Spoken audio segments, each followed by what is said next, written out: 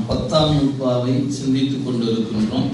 அந்த முதல் கூறு என்பது நாம் எவ்வாறு இறைவனுக்கு செய்கின்ற அந்த செயலில் அவன் நம்மிடத்தில் நிற்பது போல் நாம் அவனிடத்தில் நிற்கணும் என்பதை அறிவுறுத்தினார்.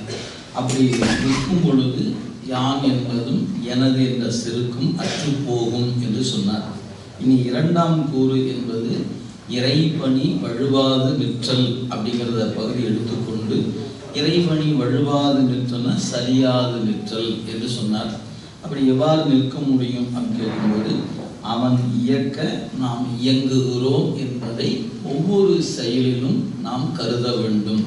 அதாவது அவனன்றி ஓர் அணுவும் அசையாது என்று பெரியவங்க சொன்ன வாக்கை நினைவுபடுத்தி பார்த்துக்கொள். ஒரு செயலுக்கு அவனுடைய கருணை இன்றியமையாதது அப்படிங்கிறத நாம் உணர்ந்து கொள்ளுதல் வேண்டும் என்பது தான் இங்கே உணர்த்தப்பட்டது. அதில் ரொம்ப எளிமையாக நமக்கு சொல்லும்போது உடம்பு நாம் அல்ல, இந்த உடம்பு நம் வழி இயங்குவன அல்ல, உடம்போடு கூடி நாம் நுகர்கிற பொருளும் நாம் அல்ல.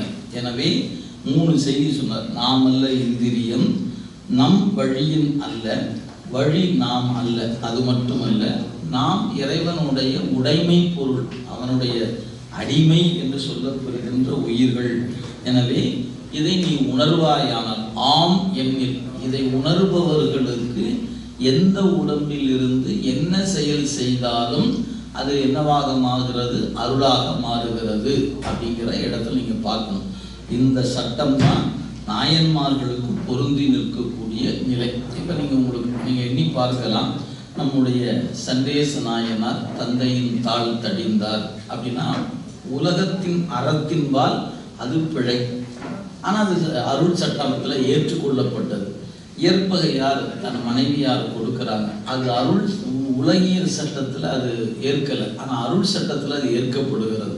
சிறு தொண்டர் தன் மகனையே அறிந்து கொடுக்கிறார், அது அருளால் ஏற்கப்படுகிறது. ஏன்னு கேட்டால் அவங்க இறைவனே எல்லா செயலில் செய்கிறான் என்று உணர்ந்திருப்பதனால அவங்க எத்தணுவில் நின்று எச்செயல் செய்தாலும் அது ஏற்கக்கூடியதாக ஆகிறது என்பதுதான் கருத்து. எனவே இந்த பாடலுக்கு நீங்கள் பொருள் காணும்னு நினைச்சீங்கன்னா அங்கே நின்று பார்த்தீங்கன்னா உங்களுக்கு பொருள் விளையும். நாயன்மார் சரித்திரம் அனைத்தும் அவர்கள் வேறு வேறு செயலை செய்தாலும் இறைவன் செயலாக கருதி அவங்க செய்ததுனால அவங்க செய்த செயல் எல்லாமே இறைபணியாகவே கருதப்பட்டது அப்படிங்கிறத நம்ம பார்க்கிறோம். சரி, அப்படி இருக்கும் பொழுது அந்த வினை பயனை இறைவன் அவங்களுக்கு கொடுக்காம, ஏன்னா முன்வினை என்பது குருநாதன் தீக்கியில் போயிற்று, நுகர்வினை என்பது உடம்பு ஊடாக கழிக்கப்படும். இது அவன் செய்தது இவன் அவன் செய்தது என்று கருதும் போது ஆகாமிய வினை நமக்கு ஏறுவது இல்லை அப்படின்னு இந்த பாட்டை சொல்லி முடித்தார். நீ அடுத்த எடுத்துக்காட்டுக்கு வரும்போது சொல்கிறார், ஏன் ஆகாமியை அவங்களுக்கு ஏறுவது இல்லை? ஏங்க அவங்களும் வினை தானே செய்கிறாங்க, நானும் வினை தான் செய்கிறேன். நான் செஞ்சால் மட்டும் என் கணக்கில் எழுதுறாரு, அவர் செய்கிற மட்டும் அவர் கணக்கு அவர் எப்படிங்க எடுத்துக்குவார் அவர் ஒரு கேள்வி எழுமானால், இறைவனுக்கு ஒரு கடன் இருக்கிறது. அவனுக்கு என்ன கடன் அப்படின்னு கேட்டால் அப்பரசாமி சொன்ன மாதிரி தான், எனக்கு ஒரு கடன் இருக்குது, உனக்கு ஒரு கடன் இருக்குன்னு. எனக்குரிய கடன் பணி செய்து கிடப்பது, உனக்குரிய கடன் என்னை தாங்குதல்னார். தன் கடன் அடியேனை தாங்குதல், என் கடன் பணி செய்து கிடப்பது. எனவே நீ என்னை தாங்குவது உனது கடன் ஆகிறது, எனக்கு கிடப்பது எனது கடன் ஆகும். இதான் 2 பேர்த்துக்குரிய ஒப்பந்தமாக நிற்கிறது. அதுபோல் இந்த பாட்டை நீங்கள் கவனித்து பார்த்தீங்கன்னா 2வது வெண்பால மெய்கண்டார் நமக்கு என்ன உணர்த்துகிறார் என்பதை பாருங்க. பக்கம் 164. சாந்தாரை காத்தல் தலைவர் கடன் ஆதல், சாந்தாரை காத்தும் சலம் இடனாய் சாந்தடியார் தாம் தானாகச் செய்து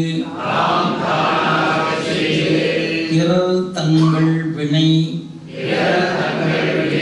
தான் கொடுத்தல் ஆய்ந்து ஆர் முன் செய்வினையும் ஆங்கு நாட்டில் யார் இறைவன் செயல் என்று கருதுகிறார்களோ அவங்கள காக்க வேண்டிய கடன் இறைவனாகிறது. அதே சமயத்தில் ஏனையோருடைய வினை, அவங்க செய்கிற வினையின் பயனை அவருக்கே ஊட்டுவது அவருடைய கடனாகிறது. ரெண்டு செயல் இப்போ சொல்றார். இப்போ நான் ஒரு செயல் செய்கிறேன், என் பெருமான் என்னை செய்வித்தான், இந்த செயலுக்கு நான் காரணம் அல்ல என்று திருவருள் திருவருள் திருவருள் என்று நான் செய்கிற பொழுது அந்த வினைக்கான பயனை எனக்கு கூட்டாம அவன் எடுத்துக்கிறான். அப்போ இன்னொருவர் இருக்கிறார், அவர் நான் செய்தேன் என்று செய்கிறார். அப்போ அந்த செயல் ரெண்டு பேரும் செய்கிற செயல் ஒன்று தான், ரெண்டு பேரும் செய்கிற செயல் ஒன்று தான். ஆனால் இறைவன் செயல் என்று கருதுவருக்கு பயன் போய் சேருவதில்லை. அவர் நான் செய்தேன் என்று கருதுவருக்கு அவருக்கு பயன் போய் சேருகிறது. செயல் ஒன்றாக இருக்கும்போது ஏன் பயன் மட்டும் மாறுகிறது அப்படிங்கிறத இங்கே கேள்வியாக இருக்கிறது. அதான் சொன்னார், இறைவனுக்கு என்றொரு கடன் இருக்கிறது. அவருக்கு என்ன கடன்னா, யார் ஒருவர் அவனிடத்தில் அபயம் என்று தஞ்சம் அடைகிறார்களோ அவங்கள காக்க வேண்டிய கடன் இறைவனுடைய கடனாகும். அதனால் சார்ந்தாரை காத்தல் தலைவர் கடன். நீங்கள் எண்ணி பார்க்கணும், அந்த சார்ந்தார் என்று வரும்போது அவர் யாராக வேணாலும் இருக்கலாம், அது இப்படித்தான் இருக்கணும் அப்படித்தான் இருக்கணும் இல்லை, யாராக இருப்பினும் சரணடையவரை காக்க வேண்டிய பொறுப்பு இறைவனுடையது என்பதான அருள் சட்டம். உலக சட்டம் அதுதான். இப்போ நீங்கள் பொதுவாக நீங்கள் விளங்கி கொள்ளணும்னு சொன்னு வச்சுங்க. பாட்டுக்குள்ளே போகிறதுக்கு முன்னாடி இன்னைக்கு ஒரு நபர் ஒரு குற்றம் செய்கிறார். அந்த குற்றம் செய்யப்படும் போது காவல்துறை அவரை தேடுகிறது. அவங்களாம் பிடிச்சிட்டாங்கன்னு என்ன பண்ணுவாங்க, கூட்டிகிட்டு போய் நைய பிடிச்சிடுவாங்க. அதுவே நாம் என்ன பண்ணலாம், நீதிமன்றத்தில் போய் நான் சரணடைகிறேன் சார் அப்படின்னு சொன்னால் நீதிமன்ற காவலுக்கு போயிடுறது.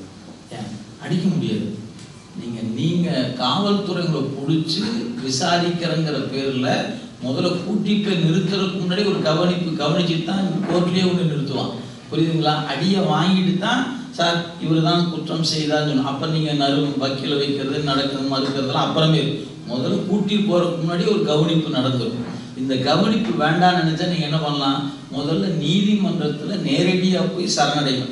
நீதிமன்றத்தில் சடையும், ஐயா நான் இந்த தவறு செய்தேன் என்பதை ஒப்புக்கொள்கிறேன், எனவே எனக்கு நீங்கள் உரிய அப்படின்னு நீங்கள் எப்போ சரணடைகிறீர்களோ அப்போ என்ன பண்ணுவாங்க, நீதிமன்றம் சொல்லும் இவரை, அவங்க தான் கேட்பாங்க இவர் எப்படி செஞ்சார் ஏன் செஞ்சாருன்னு தெரியல, எனவே நீதிமன்றம் எங்களுக்கு காவல்துறை விசாரிப்பதற்கு அனுமதிக்க வேண்டுமாங்க. அப்போ இவங்க என்ன பண்ணுவாங்க, இவரை செக் பண்ணி பார்த்து காயம் இருக்கிறது என்ன கிளம்புது, ஏதாவது எதுவும் வரக்கூடாது பார்த்து விசாரணை பண்ணணும் அப்படின்னு ஒரு கண்டிஷன் வகையில் அவங்களுக்கு 2 நாள் மட்டும் விசாரிக்கலாம், 3 நாள் மட்டும் விசாரிக்கலாம்னு அனுமதி கொடுக்கிறது. இதுவே காவல்துறை நேரடியாக கைது பண்ணுச்சுன்னா கூட்டிகிட்டு போகிறதுக்கு முன்னாடி கவனிப்போடு தான் கூட்டிகிட்டு போவாங்க. 2 வித்தியாசம் இருக்குதா இல்லையா? இதாங்க அடிப்பாங்க. நீங்கள் சரணடைதல் என்பது நீதிமன்றத்தில் போய் சரணடைதல் போல வினையில் அடி வாங்காமல் தப்பிச்சுக்கலாம். இது நீங்கள் சிக்கினீங்கன்னா அடி வாங்கிட்டு அப்புறம் போய் நீதிமன்றம் நிற்கிற மாதிரி நினச்சிக்கலாம். நீங்கள் சும்மா ஒரு புரிவதற்காக சொன்னால் ரெண்டுமே தண்டனை உண்டு தான். ஆனால் இங்கே கவனிப்போடு கூடிய தண்டனை, கவனிப்பு இல்லாத தண்டனை அப்படின்னு சொல்லலாமா? அவ்வளோதான், அப்படி வைத்து கொள்ளலாம். சரி, இன்னொரு வகையை சொன்னால் என்ன பண்ணலாம், இப்போ இன்னைக்கு ஒரு அரசியல் தலைவர் தன்னுடைய நாட்டு மக்களுக்கு இடையே ஒரு சூழல் ஏற்படுகிறது, அவர் இருக்க முடியலன்னா அவர் இன்னொரு நாட்டில் போய் தஞ்சம் அடைவதற்கு அந்த அரசு இடம் கொடுத்துனா அவர் போய் தஞ்சம் அடையலாம். அப்படி தஞ்சம் அடைகிறவரை காப்பாற்றி தர வேண்டியது அந்த அரசனுடைய கடனாக மறந்துடவே கூடாதுங்க. ஒரு அரசுக்கு தன்னை நாடி என்னை காப்பாற்று என்று காலில் விழுந்தால் அது காப்பாற்றுவது தான் அரசனுடைய கடன் அப்படிங்கிற வகையில். அதனால் பின் விளைவுகள் என்ன என்று சிந்தித்து பார்த்து இல்லை நான்லாம் எங்கிட்டலாம் வராத அப்படின்னு சொல்லும்போது நீங்கள் ஒரு வலிமையானவராக உங்களை அறிவிக்கிறதுக்கான வாய்ப்பு உங்களுக்கு இல்லை என்பது பொருள். அப்போ எப்போ ஒரு அரசு தன்னை நாடி வந்தவரை காப்பாற்ற முடியலையோ அது அரசாகவே கருதப்படாது என்பதுதான் அருட்சட்டத்திலிருந்து பார்க்கக்கூடியதும் நீதி முறைகளில் சொல்லப்படுவதும் இதுதானுங்க. இப்போ நீங்கள் எளிமையாக நீங்கள் பார்த்தீங்கன்னா தெரியும். இன்றைய நாளில் எடுத்துக்கிட்டிங்கன்னா இன்னைக்கு திபெத் அப்படின்னு ஒரு அரசு ஒரு நாடு அதோடைய துறவியோட்டு இருக்கிறாங்க, தலாய் லாமான்னு சொல்கிறோம். அவங்க இன்னைக்கு இந்தியாவிட்ட தஞ்சம் அடைந்திருக்கிறாங்க. அவங்கள பாதுகாக்க வேண்டியது அரசனுடைய கடனாகிறது. ஏங்க அவரெல்லாம் பாதுகாக்கிறீங்க? அது வேறொரு நாட்டினுடைய பகையை நீங்கள் சம்பாதிக்கிறீங்க. அந்த நாட்டுக்கு எத்தனை பிரச்சனை இருக்குது, நீங்கள் அவங்களாம் தஞ்சமடைய வைக்காதீங்க, அவங்களாம் உள்ள விடாதீங்க அப்படின்னு சொல்ல உங்களுக்கு ரைட்ஸ் இருக்கலாம். ஆனால் அரசுக்கு என்ன கடன் கேட்டால், தன்னை நாடி வந்தவரை பாதுகாக்க வேண்டியது அரசின் கடனாகிறது. எனவே இப்போ அரசு என்ன பண்ணுது? பாதுகாப்பு கொடுத்து அவருக்கு வேண்டி எல்லாம் செய்து கொடுக்குது. அதனால சில பின்விளைவுகள் நடக்குது. அதையும் அரசு ஏற்றுக்கொண்டு சமாளிச்சுக்கிட்டு தான் இருக்கும். இன்னைக்கு வங்கதேசத்தில் ஒரு சின்ன பிரச்சனை வந்துச்சு. அதனுடைய பிரதமர் என்ன பண்ணுன்னு தெரியல, இந்தியாவிட்ட வராது, தஞ்சம்ங்கிறாரு. தஞ்சம் அடித்து பாதுகாப்பு எல்லாம் பார்க்குறாங்க. இப்போ இப்படி செய்வது தான் அரசுன்னு பேர். நீங்கள் அது இல்லைன்னு சொன்னால் நீங்கள் உங்களை அரசுன்னு சொல்லிக்கிறதுக்கு உங்களுக்கான தகுதி இல்லாமல் போயிடும். அப்போ ஒரு அரசு இன்னொரு அரசிட்ட போய் தஞ்சம் அடைதுன்னு ஒன்று இருக்கிறது இன்னைக்கு எல்லா நாடும் ஏற்றுக்கொள்கிறது. நீங்கள் எத்தனையோ வகையில் பார்க்குறோம். நீங்கள் ஒவ்வொரு நாடும் தப்பிச்சு போய் அமெரிக்க தீவிரவாதியே போய் தஞ்சம் அடைய போயிடுறான். அரசு தஞ்சம் கொடுத்து வச்சிருக்கு, பாதுகாப்பு கொடுத்து வச்சிருக்குது. நம்ம நாட்டில் ஒரு குற்றவாளி, அவங்க நாட்டில் தஞ்சம் அடைஞ்சிருக்கிறோம். இப்போ அவங்க வேண்டிய பாதுகாப்பு, உணவு எல்லாம் அரசு கொடுக்குது. கேட்டால் என்னங்கிறான்? அவன் எங்கிட்ட வந்து சரணடைஞ்சிருக்கிறான், அவன் மேலே கை வச்சுனா பாருங்கிறான். இப்போ இது எப்படி நீங்கள் உலகில் பார்க்கும்போது அது ஒரு தஞ்சம் அடைந்தவரை பாதுகாப்பது அரசின் கடனாகிறது.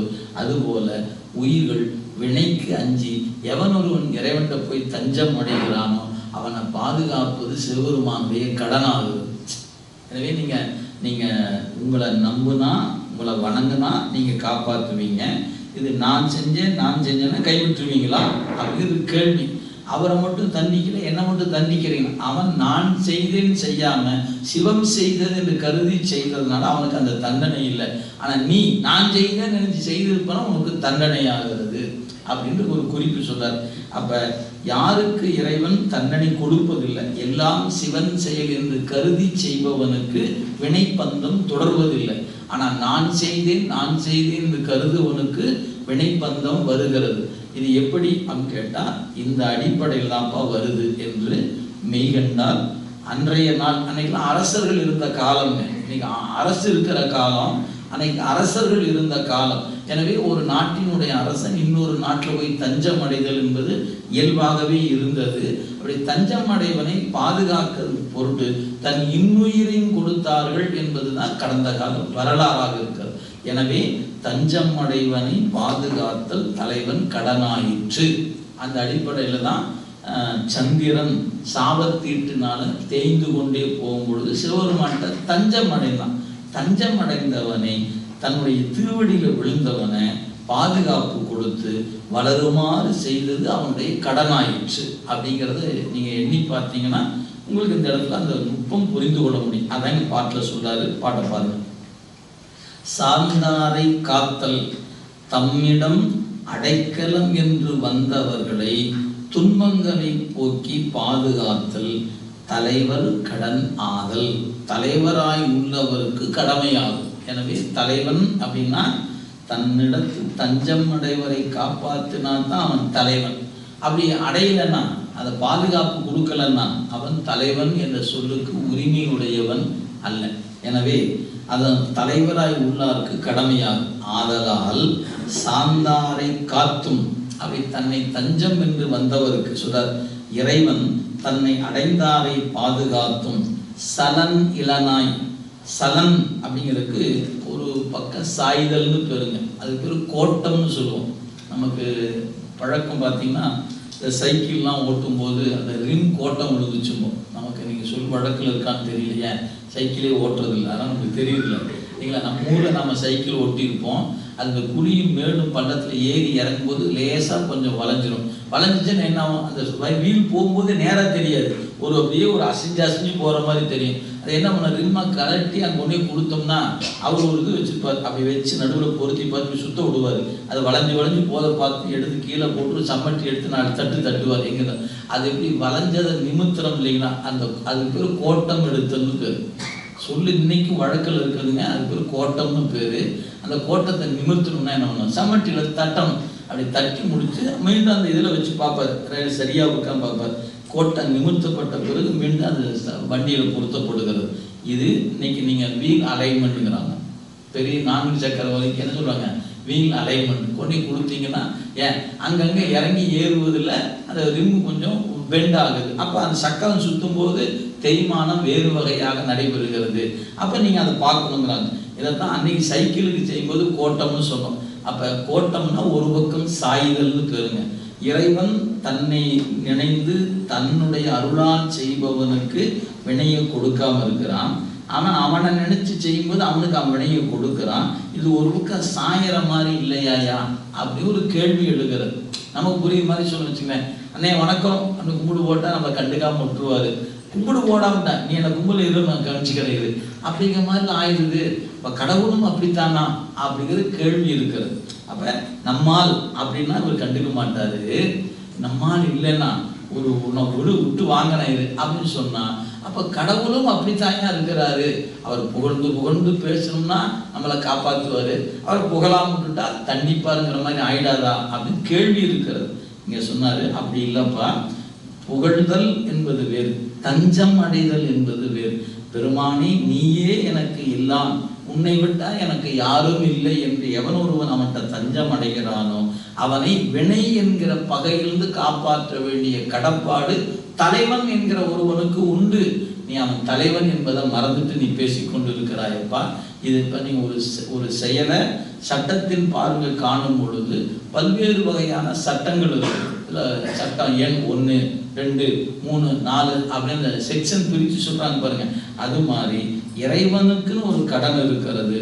தன்னை நம்பி வந்தவரை சரணடைபவரை காப்பாற்ற வேண்டிய கடன் அவனுக்கு இருக்குது. அந்த சட்டத்தின் அடிப்படையில் அவன் காப்பாற்றப்படுகிறான். நீ அந்த சட்டத்துல உன்னை பொருத்தி கொள்ள முடியல. ஏன் நீ தான் தஞ்சம் அடையல, நான் பார்த்துக்கிறல நிக்கிற, நான் நிக்கிற. எனவே நீ என்று நின்று கொண்டு இருப்பதனால நீங்க செய்யற செயலுக்கு அதனுடைய பயன் உனக்காகிறது. அவன் நான் இல்லை எல்லாம் என் தலைவன் என்று கருதி அவனை நினைச்சு செய்வதனால இந்த பயன் அவனுக்கு போவது. இதான் 2 பேருக்குள்ள வேறுபாடுனர் பாருங்க. எனவே சலன் இளநாய் அது பற்றி கோற்றம் உடையவன் அல்ல நாய் அப்படின்னாரு. அதனால நம்முடைய நாவுக்கரசு பெருமான் 5 எழுத்து பதிகத்துல சொன்னார் இல்லைங்களா, அந்த பெருமான் யார் அப்படின்னு கேட்டா அவன் கோட்டம் இல்லாதவன் அப்படின்னாரு. சலமிலன் சங்கரன் சார்ந்தவர் கல்லால் நலமிலன் நாள்தோறும் நல்குவான் நலன் குலம் இளராகிலும் குலத்துக்கு ஏற்பது நலமிக கொடுப்பது நமச்சிவாய். அவன் சலமிலன் என்ற சொல் அப்பர் சாமி பயன்படுத்தி இருக்கிறார். அதே மாதிரி பூவினு கருங்கலம் பொங்கு தாமரை ஆவினு கரணம் அரண் அஞ்சாடுதல் கோவினுக்கு அருங்கலம் கோட்டம் இல்லது. அங்க கோயில் சொன்னது அரசனை சொன்னது. கோட்டம்னா ஒரு பக்கம் சாய்தல். அரசன் என்பவன் ஒரு பக்கம் சாயாதவனாக இருக்க வேண்டும் என்பது அந்த பாட்டின் பொருள். நம்ம கோவில் அப்படின்பது கோயில் நினைச்சு கூடாது. கோயிலுக்கு அருங்கலம் இல்லை, கோவிலுக்கு அருங்கலம் கோட்டம் இல்லை. ஆக கோயில்கிற அரசனுக்கு எது அணிகலன் கேட்டா ஒரு பக்கம் சாயாம நடுநிற்றலே அரசனுக்கான அணிகலன் என்று சொல்லப்பெறுகிறது. அது மாதிரி நாவுக்கு அணிகலன் நமச்சிவாயவே என்பது அப்பருடைய வாக்கு. அப்ப அந்த பதிகத்துல இறைவன் ஒரு கோட்டம் இல்லாதவன் என்று குறிக்கப்பட்டது.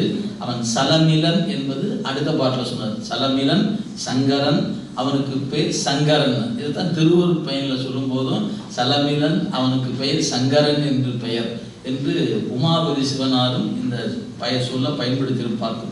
அப்ப இறைவன் ஒரு பக்கம் சாய்பவனா அப்படின்னு கேட்டா அவன் யாரு பக்கம் சாய்பவனா இல்லை. ஆனா அவனுக்கு ஒரு கடன் இருக்கிறது. தன்னை நம்பி வந்தவரை காத்தல் என்கிற விதியின் கீழே காப்பாற்ற வேண்டிய கடப்பாடு அவனுக்கு இருக்கிறது. எனவே சார்ந்தாரை காத்தல் தலைவர் கடனாதல் என்ற விதியின் கீழே தன்னை சார்ந்த அடியவர்களை தாம் தானாக செய்து தம்மை போல ஆகும்படி செய்து அது செய்வது அவனுடைய கடன் ஆயிற்று. சாராதவரை பிறர் தங்கள் வினை தன்னை சாராத பிறருக்கு அவர் செய்த வினையின் பயன்களை தான் கொடுத்தல் அவர்கள் அனுபவிக்குமாறு தான் கொடுத்தாலால் அது ஆய்ந்து முன் செய்த வினையும் ஆங்குனர். எனவே முழுகி வந்து கூடுவதாகிய பிராரத்த வினையும் அவ்வாறே இருவிதப்படுவன ஆதலால். எனவே கொடுத்தல் என்பது கொடுத்தலால் என்று ஆயிற்றனர். ஆய்தல் முணுகுதல் என்று பெயர். 6 வினை அடைகின்ற வினை என்று பொருளாயிற்று. சலம்னா கோட்டம், வஞ்சம் என்று அதற்கு பெயர். எனவே சலத்தால் பொருள் செய்தென்று திருக்குறள் அப்படின்னு அதையும் எடுத்து காட்டிட்டாரு. சலமிலன் சங்கரன் சார்ந்தவர் கல்லான் நலமிலன் அப்பர் தேவாரத்தை எடுத்து காட்டியிருக்கிறாரு. நலமிலன் நன்னார்க்கு நன்னினார்க்கு நல்லன் சலமிலன் பேர் சங்கரன் என்று திருவருட்பயன் அதையும் எடுத்து நமக்கு எடுத்து காட்டியிருக்கிறார். எனவே இறைவனுக்குரிய கடன் என்பது தன்னை அடைந்தவரை காத்தல் தலைவர் கடன் அப்படிங்கிற சட்டம் ஒரு பார்வை இருக்கிறது. அந்த விதியின் கீழே யார் ஒருவர் எல்லாம் சிவன் செயல் எல்லாம் சிவன் செயல் என்று செய்கிறாரோ அவருடைய வினையை அவருக்கு கொடுக்காம காப்பாற்ற வேண்டிய கடன் தலைவன் கடன் ஆகிறார். இப்போ நமக்கு புரியுற மாதிரி சொல்கிறேங்க. நாம் ஒரு நிறுவனத்தில் பணியாற்றுகிறோம். அதனுடைய வரவு செலவு பணம் நாம் தான் கையில் வாங்குகிறோம். வாங்கும்போது அந்த நிறுவனத்து வங்கி கணக்கில் பணத்தை போட்டுட்டா நமக்கு பிரச்சனை இல்லை. நம்ம கணக்கில் போட்டுட்டா நீங்கள் தான் சார் வசூல் பண்ண சொன்னீங்க. ஆமாம், வங்கி கணக்கில் கட்டிடுனேன். எந்த வங்கி கணக்கு சொல்லாமல் விட்டீங்க சார், ஆனால் என் கணக்கில் போட்டுக்கிட்டேன்னா என்ன ஆகுது? அது குற்றமாகுதா இல்லையா? ஏன் நீ நிறுவனத்தில் இருக்கிற வங்கி கணக்கில் கட்டுனா நிறுவனத்தில் வங்கி கணக்கு கட்டி உன் கணக்கில் கட்டுவியா? கேள்வி இருக்கு இல்லையா? அப்போ இந்த உலகம் இறைவனுடைய உலகம், இது முழுக்க அவனது. அந்த அவனுடைய உலகத்தில் நான் வேலை செய்கிறேன். சம்பாதிக்கிறத பூரா அவன் கணக்கில் கட்டாமல் நான் என் கணக்கில் கட்டிக்கிட்டேன் என்ன பண்ணுறது? நான் தான் அனுபவிக்கணும். அப்போ நான் யார் ஒருவன் எனக்கு ஒரு தலைவன் இருக்கிறான் என்று உணர்கிறானோ அவன் பூரா கணக்கு பூரா அங்கே கட்டிக்கிறான். எனவே அவனுக்கு எந்த பிரச்சனையும் இல்லை. நான் என் கணக்கில் கட்டுறதுனால லாப நட்டுமோ என்ன சார்ந்ததாக இருக்குது. எனவே என்னால் நடைபெறுகிறது என்று கருதுகிற எல்லோரும் வினைப்பந்தத்துக்கு ஆளாக வேண்டும்.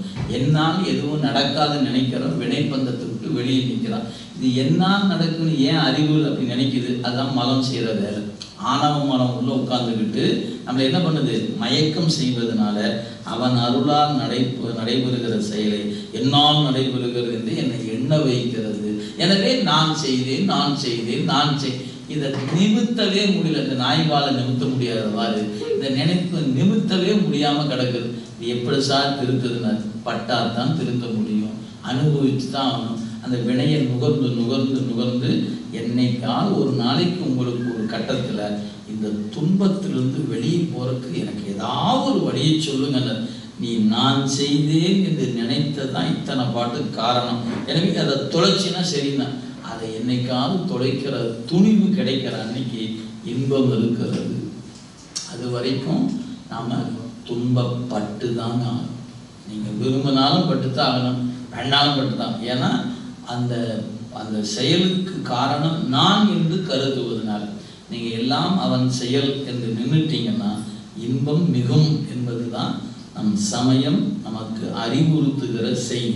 எனவே யார்தான் அப்பர் சாமி முதல் பதிகத்திலே பாடினார், தன்னை அடைந்தால் வினை தீர்ப்பதென்றோ தலையாயவர் தன்கடன் ஆவது தான். சாமி, என் கணக்கு எவ்வளவோ நான் சமணத்திலிருந்து உன்னை பலவாறு பழித்தும் இழித்தும் பேசியிருப்பேன். ஆனால் எங்கள் அக்கா கொடுத்த திருநீரை வாங்கி உன் காலில் வந்து விழுந்துட்டேன். ஏன் நீ தான் எல்லாரும் எங்கள் அக்கா சொன்னாங்க, காலில் விழுந்துட்டேன். இனி என் கணக்கெல்லாம் நீ பார்த்துக்கியான்ட்ட. உன்னை அறியாமையினால் முனிந்து நடிந்து முடக்கியிட பெண்ணை அடியே உன்னை ஆடும்பட்டேன் சுடுகின்றது சூளை தவிர்த்தருளை தன்னை அடைந்தால் வினை தீர்ப்பதென்றோ தலையாயவர் தன்கடன் ஆவதுதான் அண்ணனடையார் அதிகெடில விரட்டானத்துறை அம்மானே அந்த காலை விழுந்தாரு. மொத்த கணக்கையும் டெலிட் பண்ணிட்டாரு. இதானே இன்னைக்கு நம்ம நடைமுறைகள் பார்க்கணும். அவர் என்ன கணக்கு எதா இருந்தாலும் நம்ம பார்த்து ஓரமாக போடும் அப்படின்றார். இப்போ அவருடைய அன்பராகிட்டாரு. அவருக்குரிய செயல் அனைத்தும் சிவன் தன் செயலாக ஏற்றுக்கொண்டது. எனவே அவன் செய்த அத்தனையும் சிவ செயலாயிற்று. எனவே அவர் திருவடியில் கடப்பது தடையே இல்லாத ஆயிற்று. நாம் அப்படி இல்லை, நான் செய்தேன் நான் செய்தேன் நான் செய்தேன்னா செஞ்சதுக்கெல்லாம் பிறகு எடுக்கணுமே. நீங்கள் ஒரு 10 புண்ணிய காரியம் பண்ணியிருக்கீங்கன்னு வச்சுக்குவோம், அந்த புண்ணியத்துக்கான பயனை நுகர்வதற்கு பிறகு எடுக்கணுமே. நீங்கள் நான் செய்தேன்னு நினச்சி செஞ்சீங்கல்ல, ஆமாம் நல்லதுதான் பண்ணினேன், நல்லதுதான் பண்ணினேன், ஒரு 10 அடியாருக்கு சாப்பாடு போட்டேன், கல்விக்கு உதவி பண்ணேன், திருமணத்துக்கு உதவி, அப்படின்னு நான் 10 வகையாக பண்ணி வச்சுருந்தா நான் செய்தேன் என்று செய்த போது அந்த 10 வகையான புண்ணியத்தை நுகர்வதற்கு எனக்கு பிறவி தேவைப்படும். அதுவே அதை செய்த போது நான் என்ன பண்ணிக்கணும்? சுவாமி கொடுத்த வாய்ப்பு, பெருமான் செய்ய வைக்கிறார், சிவசிவா சிவசிவா சிவசிவா. அந்த அடியார் சொன்னார், ஐயா நீங்கள் ரொம்ப நான் பண்ணலையா, சாமி செஞ்சார், நன்றி வணக்கம் அப்படின்னு நான் எஸ்கேப் ஆகிட்டேன்னா இந்த புண்ணிய பை எனக்கு வராது. அப்போ நான் செஞ்சு போட்டு எனக்கு வராதா ஐயா கேட்டா, நீங்கன்னு செஞ்சா தானே பிறவி எடுக்கணும், அதை பெறணும். சாமி கணக்கு போயிடும். சாமியை வச்சு என்ன பண்ண போறாரு? ஏன் அவர் தான் வினை இல்லாதவர் ஆகிட்டு அவருக்கு இந்த வினை பயன் அவருக்கு ஒன்றும் பயன் தரப்போறது இல்லை. அப்போ அது வீணா போயிடுமான்னு கேட்டால் அங்கதான் ஒரு ட்விஸ்ட் இருக்குது. என்னன்னு கேட்டீங்கன்னா, இப்போ நீங்க சும்மா கற்பனையில் வச்சுங்க, ஒரு ஞானி இருக்கிறாரு. அவர் பல்வேறு வகையான செயல் புரிவார். காலையில் எழுவார், நேராக நீராடுவார், பூப்பறிக்க போவார், வருவார், மாலை தொடுப்பார், சாமி கட்டி போடுவார், பூசை பண்ணுவார். இப்படி இந்த செயல்லாம் செய்யும்போது அவரை அறிந்து சில செயல் இருக்கும், அறியாமல் சில செயல் இருக்கும். அறிந்து செய்யப்படுவனெல்லாம் நல்ல நல்ல செயலாகவே செய்கிறார். பூ பறிக்கிறார், சிவாய நம சிவாய நம சிவாய நம. பூ தொடுத்தார், சிவாய நம சிவாய நமன். அபிஷேகம் பண்ணார், சிவாய நம எல்லாம் செய்ய பெருமானே அவர் எல்லாம் பண்ணார். இப்படி செய்யக்கூடிய அவர்கிட்ட அவர் நடந்து போகும்போது அவருடைய கால் பட்டு சில எறும்பு இறந்து போச்சு. இப்போ அது ஒரு உயிர் கொன்ற பாவம் தானே? ஆம், பாவம் தான். இப்போ இந்த வினை அவருக்கு வரணுமா இல்லையா? அவருக்கு தான் வரணும். சரி, இப்போ பூசை பண்ணார், இந்த புண்ணியம் யாருக்கு வரணும்? அவருக்கு தான் வரணும். இப்போ ரெண்டும் முன்னாடி நிற்கிது. யாரு? இந்த பூசை பண்ணுகிற அந்த தவம் செய்கிறவருக்கு பூசை பண்ண பயனும் நிற்கிது. இன்னைக்கு 10 எறும்பு செத்து போச்சு, அந்த பாவம் நிற்கிதுன்னு வச்சுக்கங்களேன். இப்போ இவரும் எல்லாம் சிவம் செய்து நினைச்சு செஞ்சுட்டு இருக்கிறார். இந்த புண்ணியம் அவருக்கு போகாது, பாவம் அவருக்கு போகாதான். இது எங்கதான் சார் போகும் அப்படின்னு கேள்வி கேட்டீங்கன்னா, சிவபெருமானுடைய அக்கௌண்ட்டு தான் போகணும். அவரும் அக்கௌண்ட்டே இல்லாத ஆகும். ஏன்? அவருக்கு லாப நட்டம் ஏதாவது உண்டா என்ன? வினையில் நீங்கியான். எது இறைவனை சொல்லுவது இலக்கணமே வினையில் நீங்கி நிற்பவன் தான் தொல்காப்பிய சூத்திரமே சொல்லுகிறது. அப்ப இறைவன் என்பது வினை நீங்கி இருப்பவன், அவனுக்கு வினை இல்லை. அப்ப இது என்ன ஆகும்? போய் வெயிட்டிங் லிஸ்ட்ல நிற்கிது. அப்போ சாமி பார்க்குறார், இவர் செஞ்ச பூசையின் பயனையும் கொடுக்கணும், அவர் எறும்பு செத்து போன பாவத்தையும் கொடுக்கணும். எப்படா கொடுக்கணும்னு பார்த்தாரு. இப்போ தான் அங்கே இருக்கிற குறிப்பென்னு கேட்டீங்கன்னா, இந்த பூசை பண்ணுறாரு இல்லையா, அவரை யாராவது புகழ்ந்து பேசுவான் இல்லையா? நீங்கள் யோகிங்க, நீங்கள் ஞானிங்க, சிவசிவா என்னை காப்பாற்றுங்க சார் அப்படின்னு கும்பிட்றவங்க இருப்பான் பாருங்க, அவனுக்கு இந்த பூசையின் பயனை கொடுப்பாரு. இவர் நடந்து போகும்போது செத்து போன எறும்பு கணக்கு இருக்கு இல்லைங்களா, இவன்லாம் ஒரு ஞானி ஏமாத்தனாயா விட்டுவான் பாருங்க, அவன்கிட்ட சேர்த்திடுவாரு. அப்ப என்ன தெரியும் கேட்டீங்கன்னா, ஒரு ஞானியை புகழ்வீர்கள் ஆனால் அவர் செய்த பூசையின் பயன் உங்களுக்கு சேரும். அந்த ஞானியை இகழ்வீர்கள் ஆனால் அதனுடைய குற்றம் எவன் இகழ்கிறானோ அவனுக்கு போகும். மொத்தத்தில் சிவபெருமானுக்கு போகாது, ஞானிக்கு போகாது. யாருக்கு போய் சேரும்? புகழ்பவனுக்கு இயல்பவனுக்கு தான் போய் சேரும். அதனாலதான் நம்மளை யாரையும் இகழ்ந்தராதுன்னு சொன்னாங்க. நீங்க தெரிஞ்சோ தெரியாம யாரையும் எவன் ஞானியா இருப்ப நமக்கு எப்படி தெரியும்? ஞானிங்கிற போர்டு வச்சுட்டு உட்காந்துக்க மாட்டான். மறந்துடாதீங்க, நான் டாக்டர், நான் வழக்கறிஞர், நான் என்ஜினியர் அப்படி போர்டு வச்ச மாதிரி நான் சிவஞானின்னு போர்டு வச்சுட்டு எந்த ஞானியும் உட்காந்துக்க மாட்டான். அதனால மறந்துடாதீங்க, ஒருவர் செய்யக்கூடிய செயல் சிவ செயலாக கருதி செய்யப்படுகிற பொழுது அவருக்கு அந்த வினை பயன் அவருக்கு போகாது. அவரை யாரு புகழ்கிறார்களோ இகழ்கிறாரோ அவருக்கு போகும். ஏன்னா வினை பயனை தந்தே தீரும். அப்ப அந்த ஞானிக்கு போகணும்னா சிவத்துக்கு போகணும். சிவமும் வினையை நீங்கி நிற்கிறோம். அப்ப இந்த வினை என்னையா ஆச்சு அப்படின்னு கேட்டீங்கன்னா, அவரை புகழ்பவருக்கும் இகழ்பவருக்கும் போய் சேரும். அதனாலதான் ஞானிகளை புகழ்கிற பொழுது நமக்கு கூடுதலான பயன் கிடைக்குது. ஏன்? அவங்க செஞ்ச புண்ணியம்லாம் நமக்கு வருது, சும்மா வரலைங்க. ஏன்? இறைவனை விட அவன் அடியார்களை வணங்கும் போது பயன் கூடுதலாக கிடைக்குது. அந்த பயன் நமக்கு பல மடங்கு பெரிய வருவதற்கான அவங்க பண்ணிய புண்ணிய பயன் சேர்த்து நமக்கு வரும். ஏன்னா அது பேலன்ஸில் நிற்கிது, யாருக்கு கொடுக்கலான்னு காத்து நிற்குது. நீங்கள் அவனை வணங்கும் போது பயன் நமக்கு கூடுதலாக கிடைக்கிறது என்பதை மறந்து விடாதீர்கள். எனவே சிவஞானியாக இருப்பவனுக்கு வினை இல்லை, சிவபெருமானுக்கு வினை இல்லை. 2 பேருக்கும் வினை இல்லைன்னா இந்த ஞானி உடம்பு இருக்கவரை வினை செய்துட்டு தான் இருப்பார். 4 தோறும் பூசை பண்ணுவார், 4 தோறும் பூப்பறிக்க போவார், 4 தோறும் 10 எறும்பு சாகத்தான் செய்யும். ஏன்? அவர் தெரிஞ்சு செய்யல. ஒருவேளை தெரிஞ்சே செய்தாலும் கூட அந்த வினை அவருக்கு போகாது. ஏன்? அவர் சிவசிவா சிவசிவா சிவத்துவான்னு செய்கிறாரு, வினை அவருக்கு போகாது. எவர் இகழ்கிறான்னு அவனுக்கு போகும். எனவே மறந்துடாதீங்க, யார் ஒருவரா சிவனை முன்னிறுத்தி செய்யப்படும் பொழுது அவருக்கான வினை பயன் அவர் கணக்கில் எழுதப்படுவது இல்லை என்பதுதான் இந்த இடத்துல கொடுக்கப்பட்ட செய்தி. எனவே சார்ந்தாரை காத்தல் அவருடைய கடன் என்பதனால அதை நிற்கக்கூடியது பெருமானுக்கு ஆயிற்றினார். அப்போ முதல் வெண்பால் என்ன சொன்னார்னு கேட்டால், அங்கே நமக்கு சொல்லப்பட்ட செய்தி, இந்த உடம்பு நாம் அல்ல, இந்திரியம் நாம் அல்ல, நுகர்கிற வினை நாம் அல்ல, எனவே எல்லாம் சிவன் செயல் என்று கருதி செய்பவருக்கு வினைகள் இல்லை, அதாவது ஆகாமிய வினை இல்லைன்னார். எப்படி இல்லை அப்படிங்கிறதுக்கு இந்த பாட்டு எடுத்துக்கொண்டு சாந்தாரை காத்தல் கடன் என்பதனால நுகர்வினை உண்டு ஏறுகின்ற புதிய வினை அவர் கணக்கு வராது. ஏன் அது சிவம் எடுத்துக்கொள்ளும், சிவத்தினுடைய கணக்கில் போயிடும் என்பதனால அவர் கணக்கில் இல்லைன்னு ஆயிற்று. சரி, அடுத்து மூணாவதா சொன்னார், இந்த நிலை செய்பவர்கள் அவங்களுக்கு வினைகள் வந்து சேருவதில்லை அப்படிங்கிறத எடுத்து சொல்றார். அதற்கு மேலும் ஒரு எடுத்துக்காட்டு சொல்றாரு பாருங்க. எடுத்துக்காட்டு வெண்பா 3 பாருங்க. அடுத்த பாடல் அடுத்த பக்கத்துல இருக்கிறது. இங்குழி வாங்கும் கலம் போல் ஞானிவால் முன் செய் வினை மாயை மூண்டிடினும் பின் செய்வினை மாயையுடன் நில்லாது மற்று அவன்தான் மெய்ப்பொருளே ஆய அதனால் உணரும் அச்சு. இந்த பாட்டில் சிவஞானிகளுக்கு அவங்களுக்கு முன் செய் வினை காரணமாக ஏதாவது அவங்க ஒரு செயலை செய்தாலும் கூட பின்வருகிற வினை அவங்களுக்கு இல்லை அப்படின்னாரு. ஏன் இல்லை அப்படின்னு கேட்டால் அதுக்கு ஒரு எடுத்துக்காட்டு சொல்றாரு. இங்குழி அப்படின்னா பெருங்காயம்னு பெயர். பெருங்காயத்துக்கு இங்குழி என்று பெயர். அதை நீங்கள் ஒரு சின்ன டப்பாவில் போட்டு வச்சுருந்தீங்கன்னா அது நல்ல நறுமணம் மிக்க இருக்கக்கூடிய. பெருங்காயம் தீர்ந்து போனாலும் கூட வாசனை அதுக்குள்ளே இருக்கும்.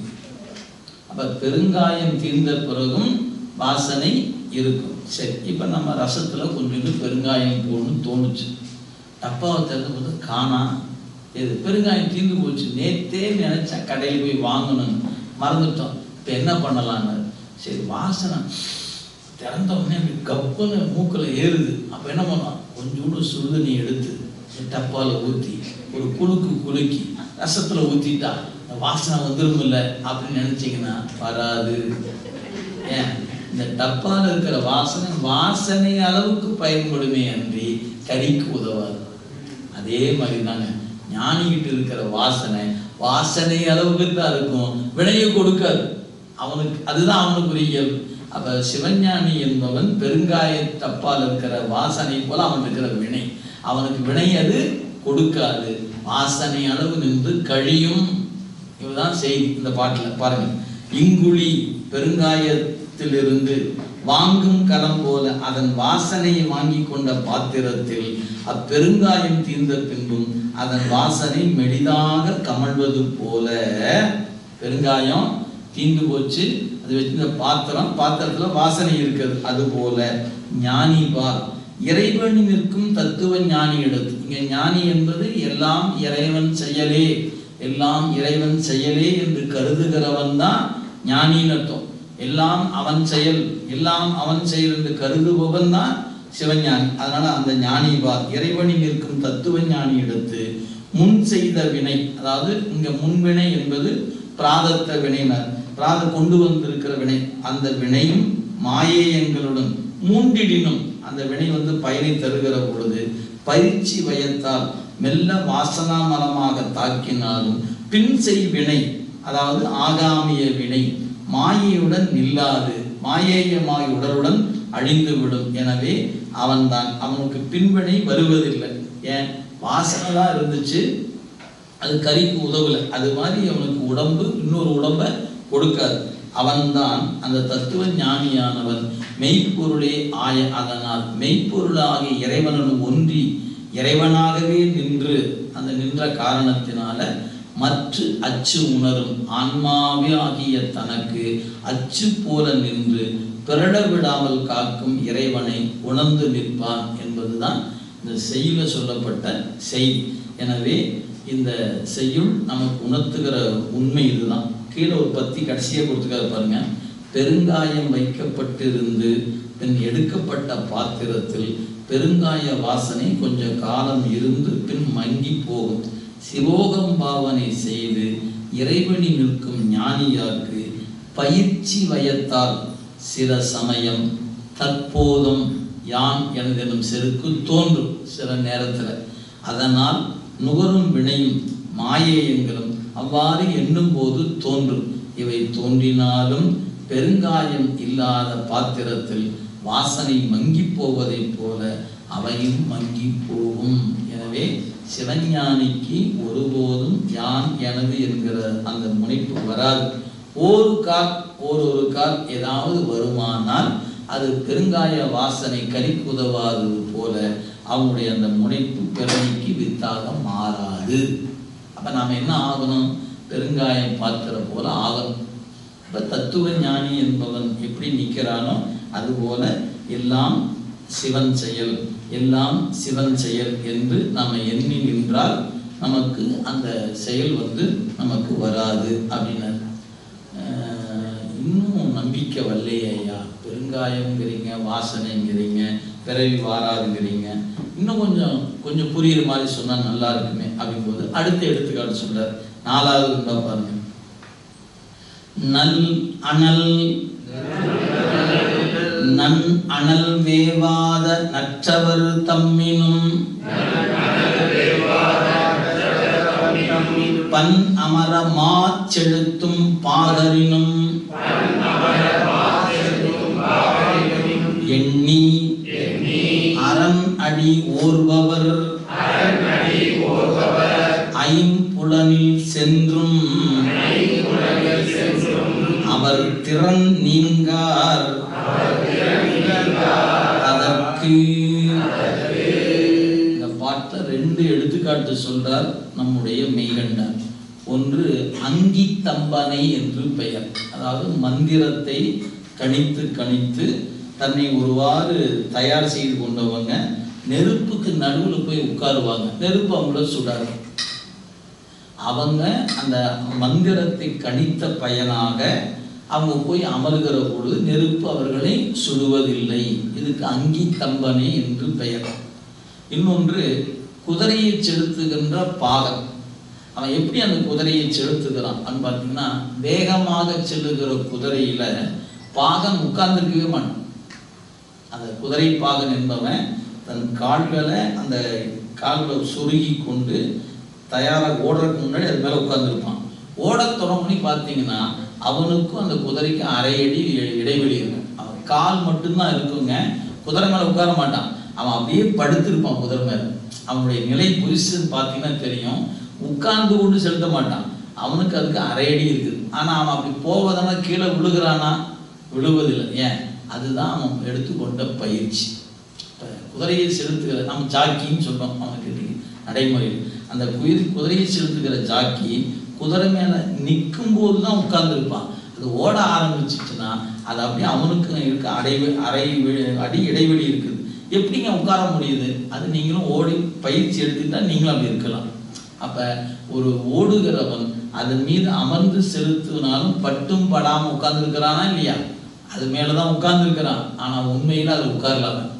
அது மாதிரிதான் உலகத்தில் இருக்கக்கூடிய இந்த ஐம்பொறிகள் வழியாக உலக நுகர்ச்சியை நுகர்கின்ற சிவஞானி பட்டும் படாம தான் நுகர்கிறான். அவனுக்கு வினை வருவதில்லை. நாமெல்லாம் அழுந்தி நுகர்வதனால நமக்கு வினை வருது. நமக்கு கண்ணின் வழியா பார்க்கும்போது நானே பார்த்தனே அப்படிங்கிறோம். நானே கேட்டனே, அது வேற நான் அல்ல, அது வேற நான் இல்லை என்று அழுந்தி அறிகிற அறிவு நமக்கு இருக்கிறது. அவங்களுடைய அறிவு கருவி வழியாக அழுந்துவதில்லை அவங்களுக்கு. எனவே அவங்க அந்த அங்கித்தம்பனை இப்ப நெருப்பு நாம தொட்டா சுடுது, அவங்க தொட்டா ஏங்க சுடலை? அதான் ஏன் மந்திரம்.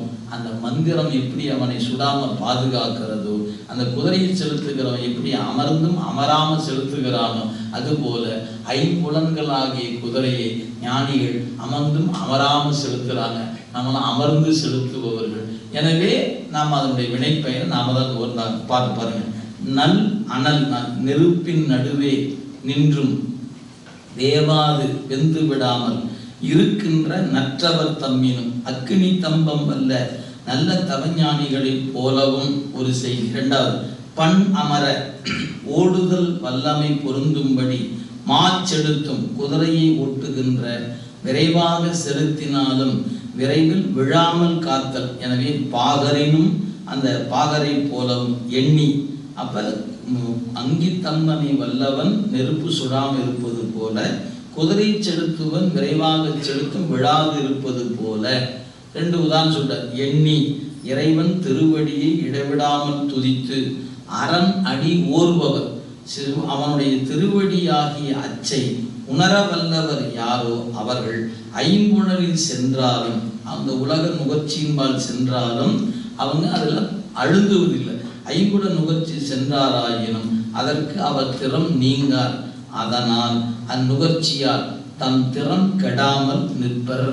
இந்த நுட்பம். எனவே எவ்விதத்திலும் வழார், அதாவது பண் அப்படிங்கிற வகையில், ஆனால் பண்ணுதல், அதாவது விரைவு கதியில் செலுத்துதல் என்று இலக்கண குறிப்பு இங்கே கொடுத்துருக்கிறார். அப்போ சிவஞானியாக நிற்கிறவங்க ஐம்புலம் வசப்பட மாட்டாங்க. ஒரு கால் அப்படி போனாலும் அவர்களுக்கு அது வினையாக வருவதில்லை என்று நமக்கு முன்ன ஒரு பாட்டில் சொன்னார். அதுக்கு பெருங்காய டப்பா வச்சு சொன்னார்.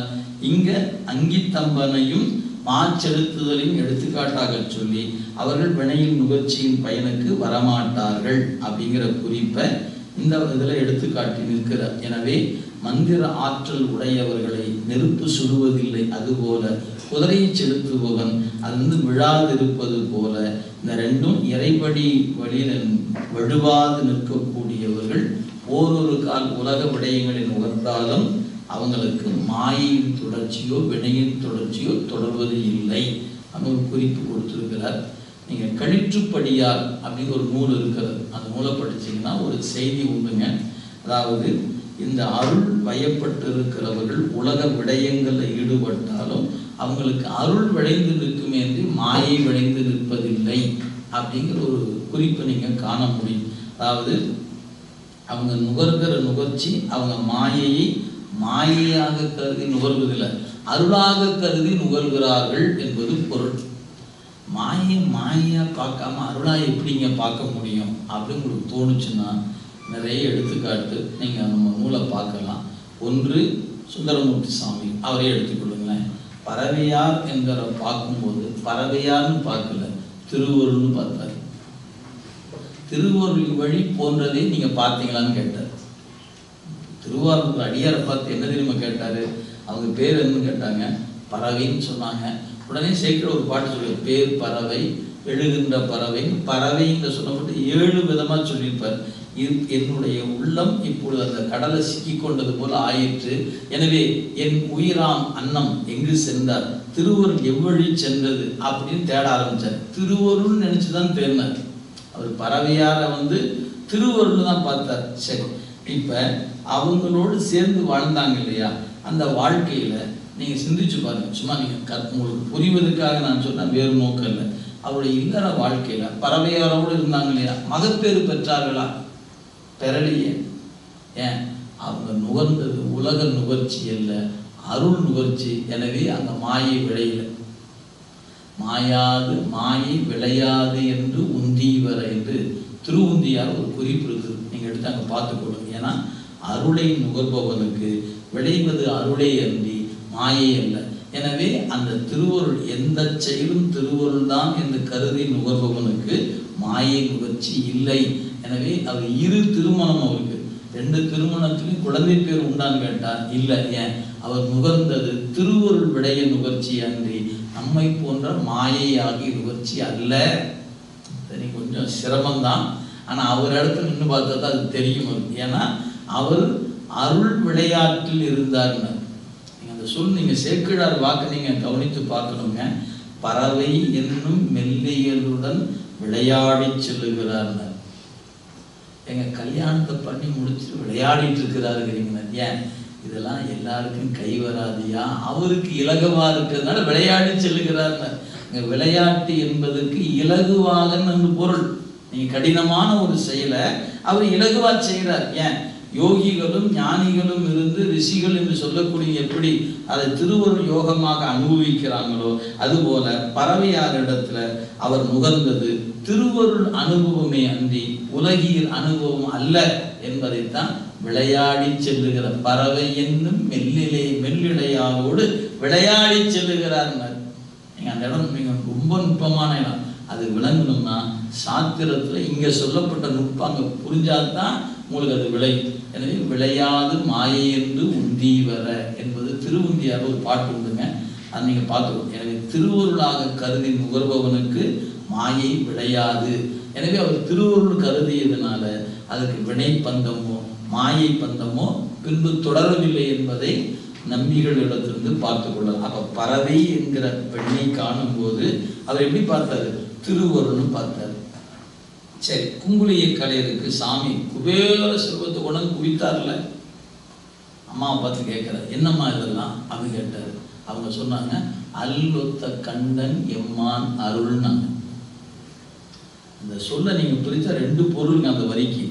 ஆக இல்லத்தில் சென்று புக்கார் இருநிதி குவைகள் ஆர்ந்த செல்வத்தை கண்டு நின்று திருமணையாரை நோக்கி வில்லொத்த நுதலோய் இந்த விளைவு எல்லாம் என் அப்படின்னு கேட்டதுக்கு அம்மா பதில் சொல்லுவாங்க, அல்லொத்த கண்ணன் எம்மான் அருள் தர வந்தது என்றார். இது அந்த கடைசி வரி. அல்லொத்த கண்ணன் எம்மான் அருள் தர வந்தது என்றார்.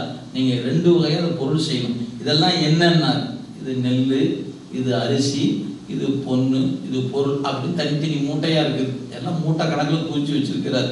அவங்க சொன்னாங்க, இதெல்லாம் என்னென்ன? இது நெல் இல்லை சுவாமி, அது திருவருள். இது அரிசி இல்லை சுவாமி, அது திருவருள். எனவே இதெல்லாம் என்னன்னு கேட்டதுக்கு அல்லொத்த கண்டன் எம்மான் அருள்னாங்க. இப்போ அந்த வரியை நீங்க ரெண்டா பிரிச்சுக்கணும். இது என்ன என்று கேட்டவருக்கு அவங்க சொன்ன பதில், இது அரிசி அல்ல, இது பருப்பல்ல, இது நெல் அல்ல, அருள் அப்படின்னாங்க. சரி, அடுத்து இன்னொரு வகை என்ன? இவையெல்லாம் அருள் தர வந்தது. அல்லொத்த கண்டன் எம்மான் அருள் தர வந்தது. இவை என்னன்னு கேட்டதுக்கு இது அருள் என்று சொன்னார்கள். ரெண்டாவது தான் இவை அருள் தர வந்தது என்றார் என்று ரெண்டு வகையா நீங்க அந்த வரைக்கும் பொருள் செய்யணும். சார், உங்க போக்கில் என்ன வேணாலும் பொருள் பண்ணிக்குவீங்களா அப்படின்னு உங்களுக்கு தோணுச்சுன்னு வச்சுங்களேன். முத்துச்சிவிகை கொடுக்கப்பட்டது, சரிங்களா? முத்துச்சிவிகை ஞான சம்பந்தருக்கு கொடுக்கப்படுகிறது. அவர்கிட்ட தொண்டர்கள் சொன்னாங்க, கொண்டாந்தாச்சு, பரிசு பொருளை மாறன்பாடி கொண்டாந்து கொடுத்தாச்சு. இப்ப ஞான சம்பந்தர் கணவருக்கு நான் பரிசு கொடுத்துக்கிறோம், வாங்கிக்கிட்டார். இவர் எழுந்து பார்த்தா அடியார்கள் பூரா கொண்டாந்து வச்சு நிற்கிறாங்க. இவர் என்ன செஞ்சாரு? வலமா வந்தாரு, கீழே விழுந்து பணிந்தாரு, ஏறி அமருகிறார். அப்ப என்ன சொன்னார்? அஞ்செழுத்து ஓதி ஏறினார் உலகம் உய்யும் பொருட்டு. அவர் என்னவாக பார்த்தார் இடத்துல சேக்கிழார் பதிவு செய்ய, திருவருளாக பார்த்தார். ஏங்க சிவிகையை போய் அருளா பார்க்குறீங்க? அது சடப்பொருள் இல்லை. முத்து சிவிகை, முத்து பல்லக்கு, முத்து குடை அத்தனை சடம், அறிவற்ற பொருள். ஆனா கொடுத்தது யாரு? பேரருளால் கொடுத்திருக்கிறான். கொடுத்த நபர் தான் தெரிஞ்சாருங்க, கொடுத்த பொருள் தெரியல. நல்லா நினைவு வைத்துக்கொள்ள. நமக்கே சாதாரண இப்ப எனக்கு வேண்டப்பட்ட ஒரு போன் எனக்கு வாங்கி கொடுத்தாருன்னு வச்சுக்கலாம். இந்த போனை எடுக்கும் போதுலாம் அவரை பார்த்த மாதிரியே இருக்கு எனக்கு. சடம் இருக்கு. ஆனா எனக்கு நினைவு அவரு கொடுத்தது, அவரை மேல கொண்ட அந்த நாள் கொடுத்துருக்காரு. அப்படிங்கும்போது இந்த பொருளை பார்க்கும்போது எனக்கு அவர் நினைவுக்கு வராரா இல்லையா? எங்க அறிவு கம்மியா இருக்கு, எனக்கே கொடுத்த ஆள் நினைவுக்கு வராருன்னா, பேரறிவு பெற்றிருக்கிற ஞான சம்பந்தருக்கு சிவிகையை பார்த்த என்ன தோணும் அப்படின்னு கேட்டா, ஐயா இது சிவபெருமான் கொடுத்தது, எனவே இது சிவிகை அல்ல, சிவபெருமான் திருவருள். அப்ப அவர் என்னவா நினைச்சாருன்னா, அருளாக பார்த்ததுனாலதான் கீழே நிலமுற பணிந்து விழுந்து எழுந்து அஞ்செழுத்து ஓதி ஏறி அமர்ந்தார் சிவிகையினர். அதை திருவருளா பார்க்கலன்னா பணிவாரா? சடப்பொருளை கும்புறங்க நான் முட்டாளா நானு? இப்ப நீங்க கார் வாங்க விழுந்து கும்பிட்ட கார் ஏறி உட்காருவீங்க?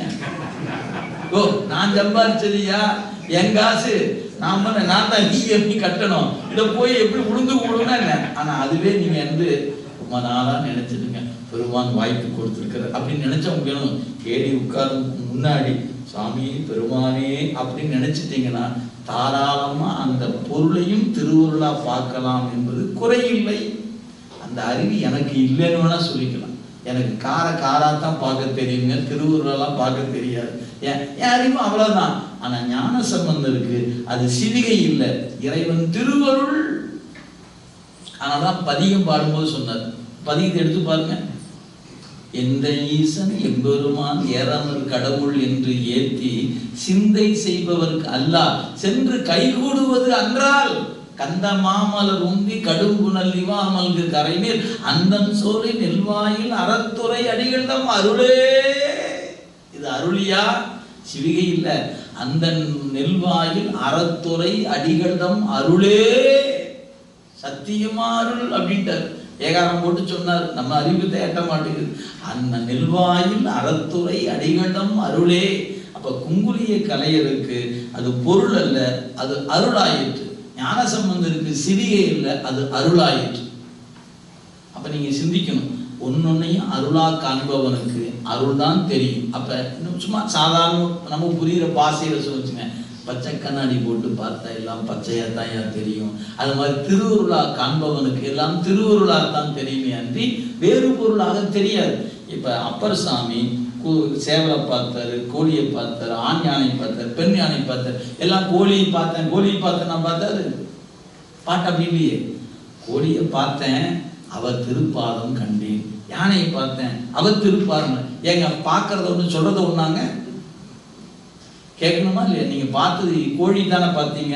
கோழியின் காலை கண்டேன், சேவலின் காலை கண்டேன், யானையை கண்டேன், யானையின் கால் கண்டேன் அப்படின்னு பண்ணாரு. யானையை பார்த்தேன், அவர் திருப்பாதம் பார்த்தேன். அப்ப அந்த உருவம் அவருக்கு கோழியா தெரியல, சிவமா தெரிந்தது. நீங்க இதேதான் நமிநந்திகள் அடிகளுடைய வரலாற்றை படிச்சீங்கன்னா, நாள்தோறும் பெருமான வணங்க வந்தாரு. ஒரு நாள் விளக்கேற்றுவதற்கு மாலை நேரம், ரொம்ப நாள் வந்தவர் தான். என்னைக்கு தோணும், அன்னைக்கு தோணுச்சு. என்னென்ன, இன்னைக்கு ஏதோ இருட்டா இருக்க மாதிரி தெரியுது, சாமிக்கு ஒரு விளக்கேற்றி வச்சா என்னன்னு தோணுச்சு. அப்ப இது நாள் வரை அவர் மாலை வராமலா இருந்தாரு. அவர் எப்பவும் வந்துட்டு இருந்தவர் தான். அன்னைக்கெல்லாம் தோணாதது, அன்னைக்கு தோணுச்சு. என்னன்னு, ஒரு விளக்கேற்றி வைக்கலாமே. சரி, போய் வெளியே போய் ஒரு வீட்டில் போய் கொஞ்சம் எண்ணெய் கொடுங்க, அறநெறி அப்பருக்கு, எங்க ஆரூருக்கு அறநெறி அப்பருக்கு தீபம் ஏற்ற வேண்டும், கொஞ்சம் எண்ணெய் கொடுங்கன்னு கேட்டார். போய் கேட்ட வீடு சமணம் வீடா போச்சு. அவர் கதவை தந்து வந்து பார்த்தார். யார் நீனார்? இல்லை, கொஞ்சோண்டு எண்ணெய் கொடுத்தீங்கன்னா நாளைக்கு கொண்டாந்து கொடுத்தாருனா. எதுக்கு என்னன்னார்? இல்லை, உள்ள இருக்கிற சாமிக்கு விளக்கேற்றணும். யாராவது கையில நெருப்பு வச்சுட்டு இருக்காரு, நீ ஏன் விளக்கேற்றுறன்னாரு. அப்படியே தான் பரிகாசம் பண்ணாருங்க. கையில் நெருப்பு வைத்திருப்பவருக்கு விளக்கு மிகை போ அப்படின்ட்டார். ஒரு பரிகாசம் பண்ணிட்டானே, ஐயோ இப்படி ஆகிப்போச்சு அப்படின்னு ஒரு வருத்தம் வந்துச்சு. அதுக்கு மேல என்ன பண்ணுன்னு தெரியல, அப்படியே இருக்கிறாரு. சாமி நினைச்சிட்டு நிற்கிறாரு. வேணா தண்ணி மூந்து ஊற்றி எரிய போய் அப்படின்ட்டாரு. அவன் சொன்ன பரிகாசத்துக்காக சொன்னான். இப்படி சொல்லி போட சாமி சொன்னாரு, கவலைப்படாது, இங்க பக்கத்துல இருக்கிற குளத்துல வந்து தண்ணி கொண்டு ஊற்றி எரியினாரு. உடனே இவர் என்ன பண்ணாரு, தேவாசிரியர் காவனது பக்கத்துல சங்கு தீர்த்தமும் இருக்குது. இன்னைக்கு நீங்க போனீங்கன்னா பாருங்க, கிழக்கு கோபுரத்தில் நுழைஞ்சீங்கன்னா வலது புறத்துக்கு பக்கத்துல தேவாசிரியர் திருக்காவனம், அதுக்கு பக்கத்துல ஒரு குளம் இருக்குது, கல்வெட்டு செய்தி இருக்குங்க, மறந்துடாதீங்க. அங்கே போனீங்கன்னா நமிநந்தி அடிகள் திருவிளக்கு ஏற்றுவதற்கு முகந்து எடுத்துக்கொள்ளப்பட்ட குளம்னு இருக்குது பேர். மறந்துடாம போய் பாருங்க. நிறைய பேர் நேரா போயிடுவோம், பார்க்கவே மாட்டாங்க. குளம் கண்ணுக்கு தெரியாது. திருக்காவனத்தை ஒட்டிய பகுதியிலேயே இருக்கிறது. சற்று உள்வாங்கி இருப்பதனால பெரும்பாலும் கவனிக்க மாட்டாங்க. 2வது கோபுரத்துக்கு நுழைவதற்கு முன் வலது புறத்துல சங்கு தீர்த்தம் இருக்கிறது. அங்கெல்லாம் போய் தண்ணியை கொண்டு வந்து விளக்கேற்றுறாரு. அப்படியே தீபம் அப்படியே எரிகிறது. பெரும் மகிழ்ச்சி அவருக்கு. அப்படியே பார்க்கிறாரு. இப்ப நீங்க சிந்திச்சு பார்க்க, இப்படி விளக்கு தண்ணீரினால் விளக்கெறிந்தவர். உடனே திருவிழா வந்துச்சு, பங்குனி உத்தர நாள். அப்படி வரும்போது அங்க சாமி ஒரு ஊருக்கு வருவார், வருடந்தோறும் வருவார். அது போல அன்னைக்கும் வந்தாரு. நிறைய கூட்டம் இருந்துச்சு. எல்லாத்தோடும் முட்டி மோதி எல்லாம் மோதி போயிட்டு வீட்டுக்கு திரும்பி போனோம். என்ன பண்றாரு, இன்னைக்கு இழுக்கு வந்து விட்டது. ஏன், எல்லாரோடையும் முட்டு மோதி வந்துட்டோம். எனவே சிவபூசை பண்ண குளிச்சுட்டு தான் பூசை பண்ணிட்டு தான் சாப்பிடணும். அதனால பிறகு பார்க்குறேன் நினைச்சவர் என்ன பண்ணிட்டாரு, வீட்டில் அப்படியே திண்ணையில் உட்கார்ந்தவர் அப்படியே தூங்கிட்டார். வீட்டில் அங்கிருந்து மனைவி வந்தாங்க. ஏங்க பூசை பண்ணிட்டு சாப்பிட தூங்கிட்டு இருக்கிறீங்க, வாங்க உள்ள வாங்கன்னு கூப்பிட்டாங்க. அப்போ சொன்னாரு, ஏன்னா இன்னைக்கு திருவாரூர் போயிருந்தேன் இல்லையா, அந்த திருவிழாவுக்கு போய் சேவிக்க போகும்போது எல்லார் மேலேயும் பட்டுட்டேன், எனக்கு இழுக்கு வந்து விட்டது. நான் நீ போய் தண்ணி கொண்டு வா, நான் குளிச்சுட்டு வந்து பூசை பண்ணிட்டு வரேங்க. இவங்க போய் தண்ணீர் எடுத்து விட்டு போறதுக்குள்ள சாமி உணர்த்தினாரு, நீ பார்த்த அத்தனை பேரும் நம் கணங்கள்னாரு. என்ன, அவங்கள போய் நீ என்ன நினைச்சிட்டு இருக்கிற, நீ திருவாரூர்ல வந்து பார்த்த அத்தனை பேர் நம்முடைய கணங்கள் அல்லவான்னாரு. அவ்வளவுதாங்க, விழிப்பு வந்துச்சு. ஓடி போய் பூசையில் உட்காந்துட்டார். தண்ணி எடுக்கல, எதையும் பயன்படுத்தல, நேராக பூசையில் உட்காந்துட்டார். காலையில் எப்படா வெடின்னு பார்த்தார். வெடியும் போது வந்து பார்க்கறாரு, திருவாரூர் நுழைவுக்கு முன்னாடி அந்த மக்கள் எல்லாம் சிவகணங்களாக தென்பட்டார்கள். அப்படியே தன்னுடைய நினைப்பை நினைந்து வருந்தியவர் நமினந்தி அடிகளார். அவங்கெல்லாம் மானிடர்கள் தான், ஆனால் பூதகணங்கள் தான் சிவகணங்களாக அவருடைய காட்சிக்கு புலனாயிட்டு. ஏன்? திருவள்ளுவர் உணர்த்தியது, அந்த உணர்வை பெற்றார். அதனால பார்த்தப்போ அவருக்கு அப்படி தெரிந்தது. அப்போ நீங்கள் சிந்திக்கணும். அப்போ பறவையும் விலங்கையும் காணும்போது திருநாவுக்கரசருக்கு எப்படி சிவபெருமானார் தெரிந்தார்? இவருக்கு செல்வம் திருவருளாக தெரியுது, அவருக்கு முத்துச்சிவி திருவருளாக தெரியுது, பறவையார் அவருக்கு திருவருளாக தெரியுது. நமக்கெல்லாம் அதான் தான் தெரியுது. நாம இன்னும் திருவருள் வயப்படாதனார். எனவே நீங்க அருள் வயப்பட்டு விட்டால் உங்களுக்கு காணுகிற பொருள் எல்லாம் அருளாகத்தான் இருக்கும் என்பதை மறந்து விடாதீங்க. எனவே நமக்கு அந்த பக்குவம் அல்ல. எனவே நம்ம அந்த இடத்த பார்க்க முடியாமல் தடுமாறும். அது நம்முடைய தவக்குறைவு. ஒரு கால் நமக்கு பக்குவம் ஆகுமானால், அந்த வாய்ப்பு அமையுமானால், நீங்க வேறுபாடு உங்களுக்கு தெரியாது, திருவருளாகத்தான் தெரியும் என்பதை இந்த பாட்டின் வண்ணம் நாம் உணர்ந்து கொள்ளலாம். எனவே யார் அருள்வயப்படுகிறார்களோ அவங்களுக்கு புலன்கள் வழி அவங்க போனாலும் அதனுடைய பந்தம் அவர்களுக்கு ஆவதில்லை என்பதை கருத்தில் வைத்துக் கொள்ளுங்க. சரி, இதை இன்னொரு வகையா சொன்னா எப்படி சொல்லலாம் கேட்டீங்கன்னா, கண்ணப்பர் விலங்குகள்லாம் கொன்றார். அவருக்கு பாவம் வந்துச்சா இல்லையா அப்படின்னா வல்லேண்டர். ஏன்? சேக்கிழார் பதிவு செய்யுது, கொன்று அருளினார்னர். அவர் விலங்குகளை கொன்றார்னு எழுதுறீங்க, அவர் எழுதும்போது எப்படி எழுதுறாரு? கொன்று அருளினார். ஐயா, கொலை எப்படி அருளாயிற்றுன்னு கேட்டா, அவர் தன் பசிக்காக கொல்லல, குடும்பத்தை அவருக்காக கொன்றதுனால் அது அருளாயிற்றுனார். நீங்க அங்க நல்லா சிந்திக்கணும். அந்த நுட்பம் என்னன்னு கேட்டீங்கன்னா, எனக்கு பசிக்குது என்று சாப்பிட்றதுக்காக அவர் விலங்கை கொண்டிருந்தால் அது கொலை. ஆனா குடுமித்தேவர் பசித்திருப்பார் என்பதற்காக கொன்றதுனால, இறைவன் பொருட்டு செஞ்சதுனால அது கொலையாகவில்லை. கோட்புலியார் இறைவன் பொருட்டு தான் சுற்றத்தார பூரா வெட்டினார், அது கொலையாகல. சண்டேஸ்வரர் இறைவன் பொருட்டு தான் அப்பா வெட்டினார், அது தண்டனை ஆகல. அப்ப இறைவன் பொருட்டு செஞ்சா அது தண்டனை அல்ல, நம் பொருட்டு செய்தா தண்டனை தான். மறந்துடக்கூடாதுங்க. இதை ரொம்ப இன்னும் கொஞ்சம் எளிமையா சொல்லணும்னா, ஒரு நபர் தன் கையில் இருக்கிற துப்பாக்கி கொண்டு 2 பேர்த்துல ஷூட் பண்ணார்னா அது என்ன சொல்லலாம்? அது கொலை குற்றம் தான். அதே இராணுவ எல்லைக்கு செஞ்சானா பரிசு தரப்படும். ஏன்? நாட்டுக்காக செய்கிறாயா, அதனால அது கொலை இல்லை. ஆனா நீ சுட்டினா வீட்டுக்காக செய்யற அரெஸ்ட் பண்ணி உட்கார வேண்டியதான். எனவே 2 பேரும் தான் ஷூட் பண்றாங்க, 2 பேராலையும் தான் சில பேர் செத்து போறாங்க. எனவே நாம் செய்யும் போது கொலையாகிறது, இராணுவ வீரன் செய்கிற பொழுது நாட்டுக்காக செய்கிறது. நாட்டுக்காக செய்யும் போது அது கொலை என்ற பேர் இல்லையே, அது உயிர் தியாகம் அப்படிங்கிற பேர்ல வந்துருமா இல்லையா? நாட்டுக்காக செய்திருக்கிறான். பரம்பீர் சக்கர அது கொடியாகிறாங்க. நீங்க 4 பேருக்கு துப்பாக்கி எடுத்து வீட்டுல பக்கத்துல தெரிஞ்சவங்க பட்டு 4 தட்டினீங்கன்னா தூக்கி உள்ள வச்சு திகாரில் வச்சு வெளியே வராம பார்த்தியாருவாங்க இல்லையா? 2 பேரும் செய்யக்கூடிய செயல் ஒன்றா இருந்தாலும் அவன் நாட்டின் பொருட்டு செய்கிறான், நான் என் பொருட்டு செய்கிறேன். நீங்க அந்த மாதிரி தான். அப்ப நீங்க என்ன பண்ணும்? இராணுவத்துல சேர்ந்துட்டா கொலை குற்றம் வராது இல்லையா? அது மாதிரி இறைவனுடைய அருட்படையில நாமளும் ஆளாயிட்டோம்னா நீங்க என்ன செஞ்சாலும் வினை கணக்கு உங்க கணக்கு வராது. இல்ல நான் எங்கிட்டே நின்றுக்கிட்டா நான் என்ன பண்ணாலும் வினையாத்தான். எனவே நாம இறைவனுடைய அடிமை, இறைவனுடைய அடியவன் பெருமானை என்னால் ஆவது ஒன்றுமில்லை என்று என்னை நான் ஒப்புவித்து விட்டால் நடக்கிற எதுக்கும் அவனே காரணமாகிறான். நான் சும்மா பேரளவுக்கு ஒப்புகிற மாதிரி ஒப்பு வச்சுக்கிட்டு நானே பண்ணேன், அதெல்லாம் அங்கே செல்லாதுங்க. உலகத்தில் இருக்கவனா ட்ராமா போட்டால் ஏமாந்து போயிடுவாங்க.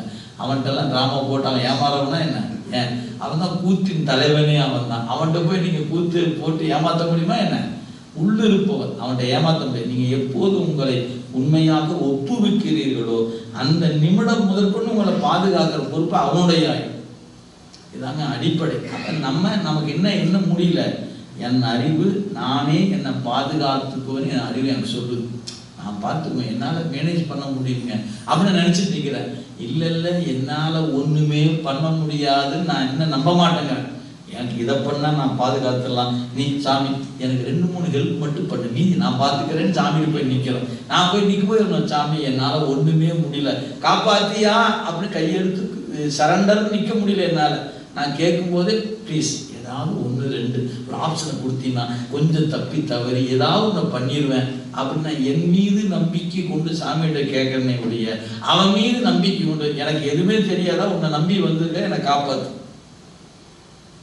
என்ன கேட்கணும் ஏது கேட்கணும் ஒன்றும் வேண்டாம், என்னை காப்பாத்தியா உன்னை நம்பி நிற்கிறேன் அப்படின்னு நின்றுட்டீங்கன்னா காக்க வேண்டியது அவனுடைய கடனாள். இப்போ நாம இங்கே வந்திருக்கிறோம், சின்ன விசால பிரச்சனை, என்னையா பண்ணுங்கிற விஸ்வநாதா உன்னை நம்பி நிற்கிறேன் என்னை காப்பாற்று நின்றுட்டீங்கன்னா வேலை முடிஞ்சு போச்சு. இந்த கம்பெனி தரமாட்டேங்க, அந்த கம்பெனி எப்படியோ வேலை வாங்கி வைக்கணும், இந்த எதுக்கு எந்த கம்பெனி வேலை வாங்கி தரேன் நான் ஏன் கேட்பானே, விசாவை மெயின்டைன் பண்ண ஒவ்வொருக்கு உன்னை நம்பி வந்திருக்கேன் என்னை காப்பாத்தியான்னு நின்றுட்டு என் வேலை முடிஞ்சு போச்சு.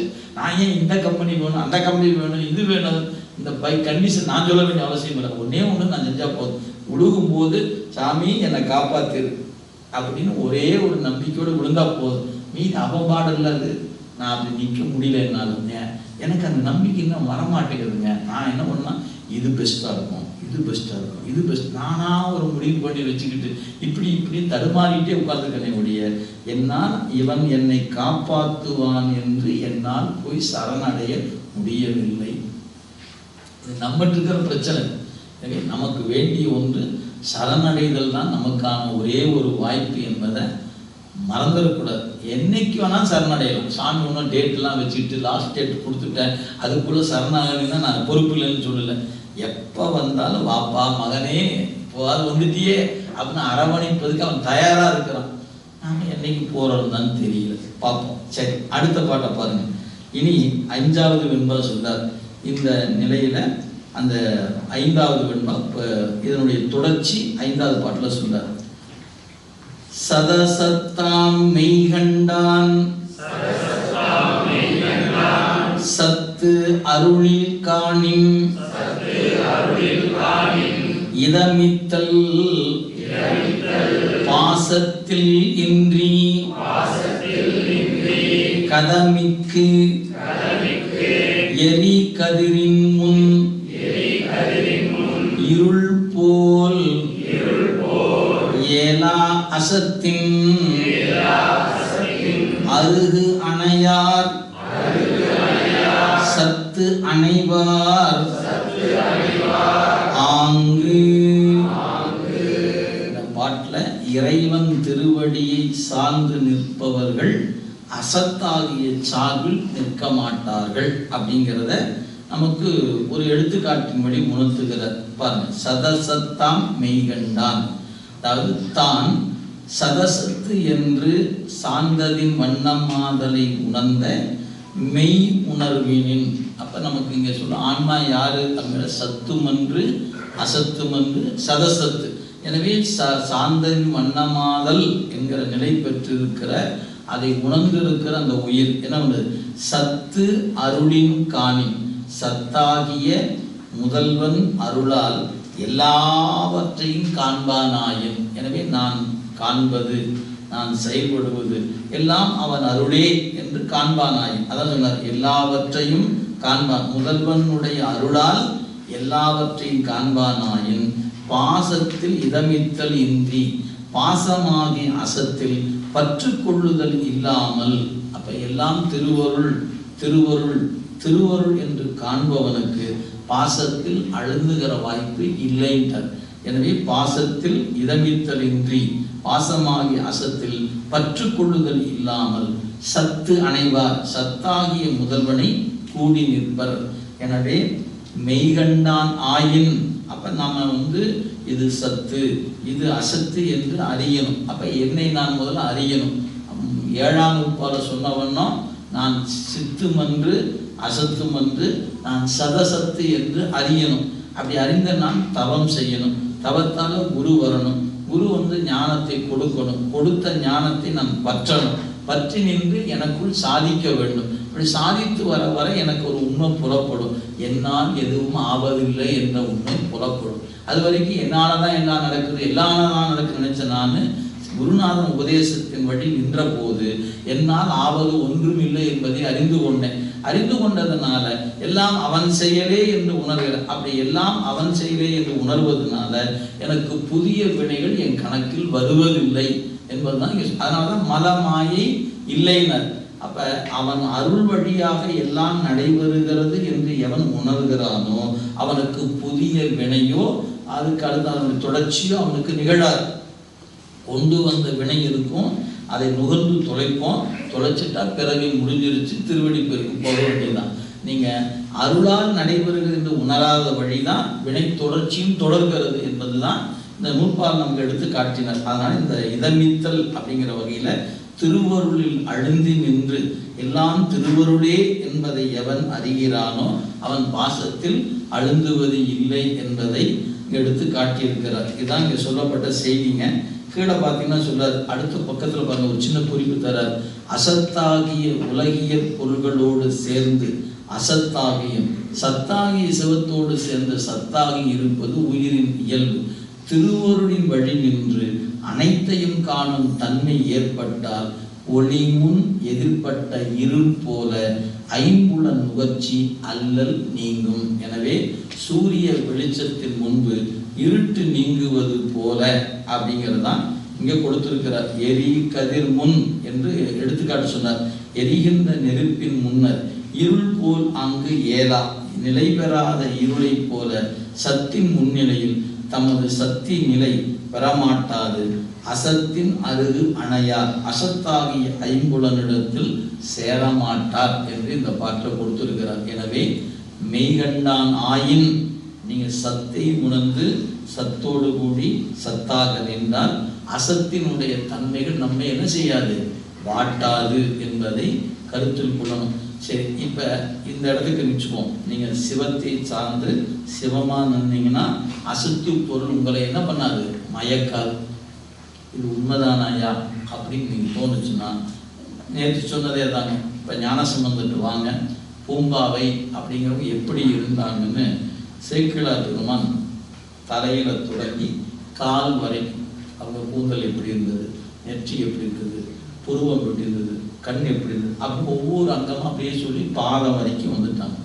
அழகினுடைய மொத்த வடிவம் பூம்பாவைன்றார். அவ்வளவுதான். அவங்களை பத்தி சொல்லணும்னா தனித்தனி இருக்கும், ஒவ்வொருத்தருக்கும் ஒவ்வொரு அழகு இருக்கும், ஏனைய இது இருக்காது. இங்க மொத்தமே மேல இருந்து கீழே வரைக்கும் அவங்க உறுப்பு முழுக்க அனைத்தையும் சொல்லி மொத்த வடிவமாக அருளின் அழகின் திரட்சியாக பூம்பாவை நிற்கிறாங்க. இந்த பக்கம் ஞானசம்பந்தர் நிற்கிறார். இங்க வயது 12, இவருக்கு 16 வயது. சரிங்களா? திருமண பருவத்தில் இருப்பவர் ஞானசம்பந்த பெருமான். இப்ப பூம்பாவை காணும் போது அவர் எப்படி பார்த்தார், நம்ம நேற்று பார்த்தோம். உன்னுடைய மகள் இறந்துட்டா சிவபெருமான் அருளால் நான் பெற்ற குழந்தைன்னு சொன்னாரா இல்லையா? எப்படிங்க அவரால் அப்படி சொல்ல முடிஞ்சது? நீங்க இதுல இந்த இடத்துல சேக்கிழார் எப்படி காட்டியிருப்பார் தெரியுங்களா? இதை அப்படியே நிறுத்திட்டார். நேரம் கொஞ்சம் பின்ன போனார். பின்ன போகும்போது என்ன பண்ணாரு, ஒரு வரலாற்று புராணம் படிக்கும் போது நீங்க படிச்சிருப்பீங்க. பிரமன் ஒருத்தர் இருக்கிறார். ஆமா, அவன் கிழவன்னு பேர். ரொம்ப வயசானால், ஏன் ரொம்ப காலமா அந்த தொழிலை செய்துட்டு இருக்கிறதுனால வயசாகி போச்சு. சரி, அவருக்கு என்ன தோணுச்சான், இந்த அழகு பூரா மொத்தமா ஒண்ணு ஆக்கணும்னு நினைச்சாராம். எதெல்லாம் அழகோ அதெல்லாம் கொஞ்சம் கொஞ்சம் எடுத்து ஒரு வடிவம் ஆக்கணும்னு நினைச்சாராம். அதனால என்ன பண்ணாரு, எள்ளளவு ஒரு அழகை, இப்போ ஒருத்தர் இந்த அழகு அது எள்ளளவு எடுப்பது, அது பேர் திலம்னு பேர். எங்கெல்லாம் அழகு இருக்குதோ அந்த அழகெல்லாம் கொஞ்சம் கொஞ்சமா எடுத்து ஒரு வடிவமாக்குனார். ஆனா அந்த பெண்ணுக்கு பேரு திலோத்துமை என்று பெயர். திலம் அளவு அழகை எடுத்து ஆக்கிய வடிவம் என்பதனால திலோத்துமைன்னு அந்த பெண்ணுக்கு பேர். இவன் தான் படைத்தான். படைத்ததனால இவன் என்ன ஆயிட்டான், இவன் தந்தை ஆயிட்டான். ஆனா அந்த பெண்ணை காணும் போது மோகம் கொண்டான் என்பது புராணம், மறந்துடாதீங்க. தான் வடித்து தானே வடிவமைத்து அந்த பெண்ணை காணுகிற பிரமன் வயதானவன், இத்தனைக்கும் வயதாகிய அந்த கிழவன் அந்த திலோத்துமை எடுத்து மோகம் கொண்டான் என்பது புராணம் சொல்லுகிற செய்தி. இங்க சேக்கிழார் கொண்டாந்து நிறுத்தினார். ஏன், அப்பதான் ஞானசம்பந்தர்ங்கிற உயரம் எப்படி தெரியுங்கிறதுக்கு கொண்டாந்து காட்டுற இடத்துல காட்டுறாரு. இவனை கொண்டாந்து நிறுத்தி இவன் படைத்த பெண் மீது இவன் மோகம் கொண்டான். இங்க பாருங்க, 16 வயது இவருக்கு. இவர் பார்த்து இந்த பெண்ணை பார்த்து சொல்லுகிறார், இவள் என் மகள் என்று சொல்லுகிறார். ஐயா, என்ன வச்சு பாரு என்ன. இப்ப பிரமனால அந்த பெண்ணை பெண்ணாக பார்த்து தன் மகளா பார்த்து நீங்க முடியாத அறிவுக்கும் ஞானசம்பந்த பெருமான் இவை என் மகள் என்று அறிந்து நீங்குவதற்கு என்னையா வேறுபாடு கேட்டா, பிரமனுடைய அறிவு அசத்தை சார்ந்திருந்தது, ஞானசம்பந்த அறிவு சித்தை சார்ந்திருந்தது. சித்தை சார்ந்ததுன்னா அசத்திலிருந்து நீங்கி நின்றார். நம்மனால நமக்கும் அந்த அறிவு கிடைச்சதுன்னா அசத்தி விட்டு நாமளும் நீங்க நிற்கலாம். நமக்கு அசத்தாவே தெரிகிறது. ஏன்னா நாம இன்னும் சத்தை சாராமல் இருப்பதனால். எனவே யார் ஒருவருக்கு சத்தின் தன்மை வாய்க்க பெறுகிறதோ அவர்கள் அசத்தில் அழுந்தாமல் நீங்குவார்கள் என்பதற்கு திருஞான சம்பந்தர் எடுத்துக்காட்டு. ஒரு இடம் அப்பர் சாமிக்கு போங்க, கடைசியில 81 வயது அவர் உழவாரம் செய்துட்டு இருக்கிறார். உழவார படைக்கிறதுக்கு போய் படுகிற இடமெல்லாம் பொண்ணும் மணியுமா வருது. புள்ள எடுக்கலான்னு போய் இப்படி குத்துனா வர கல்லு வரல, தங்கம் வெள்ளி வைரம் மாணிக்கம்னு எல்லாம் பொண்ணும் மணியுமா வருது. குப்பையோட குப்பையை தூக்கி குளத்தை தூக்கி வந்தது.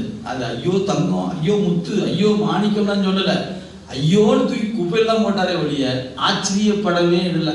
சாமி பார்த்தார், பார்த்தியா நம்மால் எப்படி இருக்கிறாரு அப்படின்னு அதோட விட்டுருந்தா பரவாயில்ல. உடனே இந்த பக்கம் பார்த்தார், யாரா எங்கன்னார், இங்கர்னு வந்து வணக்கம் இந்த ரம்பை மேனகை அவங்களாம் கொஞ்சம் போய் அங்கே போய் ஒரு ஆடல் போட சொல்ல அப்படின்னாரு. அவங்களாம் மேலேருந்து கீழே இறங்கி வந்துட்டாங்க. அப்பர் சாமியை சூழ்ந்து அவங்கெல்லாம் வந்து ஆடுறாங்க பாடுறாங்க. அவர் பக்கத்தில் போய் அவரை மயக்கம் செய்வதற்கு என்னென்ன சேட்டா பண்ணணுமோ அத்தனையும் பண்ணாங்க. சேக்கில் பதிவு செய்திருக்காருங்க.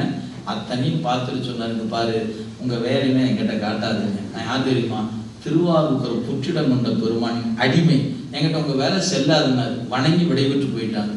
81 வயதுல அப்பர் சுவாமிகிட்ட ரம்பை மேனகை ஊர்வசி போன்றவங்கலாம் வந்து நின்று ஆடல் புரிந்தாங்கன்னு சேக்கிழார் ஆடை நெகிழ அப்படின்னு குறிச்சிருக்கிறாருங்க. மறந்துடாருங்க, எடுத்து பெரிய புராணத்தை எடுத்து கடைசி பகுதி மட்டும் பாருங்க.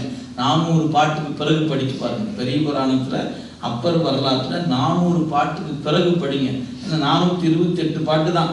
இதுக்கு பிறகு திருவடி போதுகிறேன் பாட்டு பாடிட்டார். எனவே பொய் மாய கடல் புலம்பால் என்று ஒரு பதியம் பாடுறார். இந்த மாயை முதலானவற்றில் என் அறிவு மயக்கம் இல்லை என்பதை நிரூபிப்பதற்கு ஒரு பதியம் பாரு. இப்ப அப்பரால மயங்காம எப்படிங்க நிக்க முடிஞ்சது அப்படின்னு கேட்டா அவர் சத்தை சார்ந்ததுனால.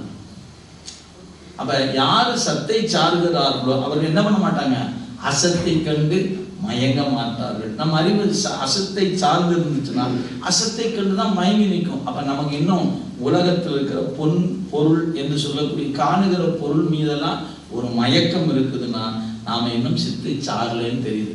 சத்து பொருளா இருக்கிற சிவத்தை சாராதனால பதவி மயக்கம் தருகிறது, போகம் மயக்கம் தருகிறது. இதெல்லாம் நமக்கு ஏன் மயக்கம் தருதுன்னா நம்ம அறிவு சிவத்தை சாராது இருப்பதுனால. ஒரு கால் நம்ம அறிவு சிவத்தை சாருமானால் நாமளும் என்ன பண்ணிடுவோம், இது வேண்டாம் அது வேண்டாம் இது வேண்டாம் எல்லாத்தையும் வேண்டாம் வேணாம். வேண்டேன் புகழ், வேண்டேன் செல்வம், வேண்டேன் மின்னும், வேண்டேன் மண்ணும், வேண்டேன் பிறப்பு, வேண்டேன் இறப்பு, வேண்டேன் சிவம், வேண்டாதவை நாளும் தீண்டேன். நாமளும் பாட்டு பாடிடலாம். நம்ம இப்போ பாட்டு தான் பாட முடியுது. இந்த பாட்டு சொல்லப்பட்ட பிறகு வேண்டாம் வேண்டாம்னு சொன்னா வெளியே போன கொடுத்தா வேண்டாம்னு போயிடுமா? இப்போ தாங்க வேண்டியன் செல்வன் பாடின கீழே இறங்கணும் 1/4 கிராம் தங்கம் கொடுக்குறேன்னா நீங்கள் வாங்கிக்க மாட்டீங்களா? இல்லைங்க இப்போ தான் திருவாசகம் படிச்சுட்டு வந்தேன், வேண்டேன் பாடிட்டு வந்தேன், எனக்கு வேண்டாங்க அப்படின்னு கூடு போட்டு போவேன். ஆகா திருவாசகம் படிச்சு தங்கம் கிடைச்சி வாங்கி 10 ரூபா வச்சுக்குவோம். எங்க இன்னொன்று கொடுப்பீங்களா? என் ஃப்ரெண்டு இன்னைக்கு வரனாங்க வராமல் விட்டுட்டாங்க, ஒன்று கொடுத்தா அவங்க சேர்த்து வாங்கி போயிடுவேன். இப்படித்தான் அறிவு போகவே முடியல. ஆனா பாட்டு இப்பதானே படித்தேன் வேண்டாம் வேண்டாம் இங்க கொடுக்குறாங்க. திருவருள் சிவாய நம்ம வச்சுக்கங்க, எனக்கு வேண்டாம் போமா என்ன? ஏன் நாம இன்னும் அறிவு சத்தை சாரல. ஒருவேளை நமக்கு அப்படி ஒரு மாற்றம் நிகழ்ந்துச்சுன்னா இல்லைங்க நீங்க வச்சுக்கங்க, இது ரொம்ப விலை மதிப்பு, நம்ம ஊட்டியே விட்டுங்க, நம்ம சாதாரண விலை மதிப்புல நமக்கு வேண்டாங்க அப்படின்னு நம்ம கூடு போட்டு போயிடுமா இல்லையா? நம்மளால போக முடியலையே. அப்ப நாம அறிவு இன்னும் இந்த உடலை சார்ந்து இருக்கிறது.